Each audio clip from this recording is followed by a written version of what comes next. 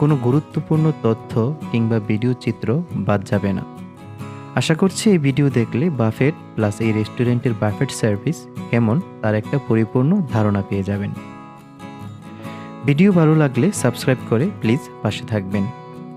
শুরুতেই লিফটে 7 চেপে সরাসরি মেরিটেজ ঢাকা আলটিমেট বাফেট এক্সপিরিয়েন্স রেস্টুরেন্টে প্রবেশ করতেই এক পাশে রিসেপশন চোখে পড়বে, আর অপোজিটে সামনে যেতেই হাতের বাম পাশে এগুলো দেখা যাবে পাহাড়ি সাজে সজ্জিত নান্দনিক লোভনীয় সব খাবার আইটেম।